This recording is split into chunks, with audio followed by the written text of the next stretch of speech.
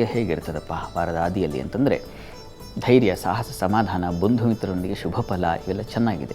ಕೃಷಿ, ನೀರಿನ ವ್ಯಾಪಾರದಲ್ಲಿ ಲಾಭ, ಗೃಹಾಲಂಕಾರ, ವಾಹನ ಯೋಗ, ಚಂದ್ರನ ಸಂಚಾರ ಚೆನ್ನಾಗಿರೋದ್ರಿಂದಾಗಿ ನಿಮಗೆ ಏನಾಗುತ್ತೆ, ಮನೆ ಕುಟುಂಬ ಸಂಬಂಧ, ಅದು ಗೃಹಸ್ಥಾನ ಅಂತ, ಸೌಖ್ಯ ಸ್ಥಾನ ಅಂತ, ಹೀಗಾಗಿ ಸೌಖ್ಯಕ್ಕೆ ಏರ್ಪಾಡಾಗ್ತಕ್ಕಂಥದ್ದು ಮನೆ ಸ್ಥಾನವೂ ಹೌದು. ಹೀಗಾಗಿ ಇವೆಲ್ಲ ಆ ಒಳ್ಳೆ ಫಲಗಳು ಏರ್ಪಾಡಾಗ್ತಾ ಹೋಗುತ್ತೆ, ಚೆನ್ನಾಗಿದೆ.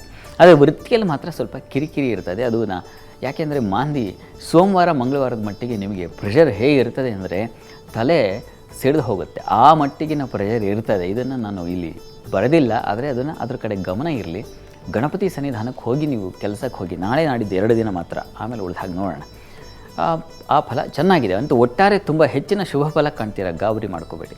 ಇನ್ನು ವಾರದ ಅಂತ್ಯ ಭಾಗದಲ್ಲಿ ಗಮನಿಸೋಣ. ಗುರುವಾರದ ನಂತರದಲ್ಲಿ ನಿಮಗೆ ಸಂಗಾತಿಯಲ್ಲಿ ಸ್ವಲ್ಪ ಮನಸ್ತಾಪಗಳು, ಮಕ್ಕಳಿಂದ ಸ್ವಲ್ಪ ಕಿರಿಕಿರಿ, ಸ್ವಲ್ಪ ಸಾಲ ಶತ್ರುಗಳಿಗೆ ಎಚ್ಚರಿಕೆ ಬೇಕು, ಹುಂಬುತನ ಹೆಚ್ಚುತ್ತೆ, ನಾನು ಮಾಡ್ತೀನಿ. ಅಥವಾ ಏನು ಗೊತ್ತಾ, ಕೆಲವೊಮ್ಮೆ ಏನಾಗುತ್ತೆ, ನಿಮ್ಮ ಕೈಲಿ ಆಗಲ್ಲ, ಆದರೂ ಕೂಡ ಅದನ್ನು ಮಾಡ್ತೀನಿ ಅಂತಕ್ಕಂಥ ಒಂದು ಹುಚ್ಚುತನ ಅಂತೀವಲ್ಲ, ಅದು ನಿಮಗೆ ತೊಂದರೆ ಮಾಡೋ ಸಾಧ್ಯತೆ. ಹೀಗಾಗಿ ಅಂಥದ್ದೊಂದು ಸಾಹಸಗಳು ಬೇಡ. ಕೊನೆಗೆ ನಿಮಗೆ ಶನೈಶ್ಚರನ ಅದು ಕಾರಣ ಏನಂದರೆ, ಷಷ್ಠದ ಶನೈಶ್ಚರ ಹೋರಾಟ ಸ್ವಭಾವ ತಂದು ಕೊಟ್ಬಿಡ್ತಾನೆ. ಆದರೆ ಸ್ವಲ್ಪ ಸಮಾಧಾನ ಬೇಕು. ಶಕ್ತಿ ಇದೆ ಅಂತ ಹೇಳಿ ಬಂಡೆಗೆ ತಲೆ ಚಚ್ಕೋಬಾರ್ದು. ಕಾರ್ಯನ ನಾಜೂಕಿನಿಂದ, ಕ್ಲೆವರಿಂದ ಮಾಡಬೇಕಾಗುತ್ತೆ. ಅಂಥದ್ದೊಂದು ಜಾಣ್ಮೆ ಇರಲಿ ನಿಮಗೆ.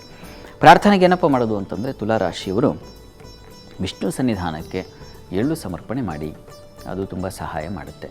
ಇದು ಪ್ರಧಾನವಾದ ಅಂಶ.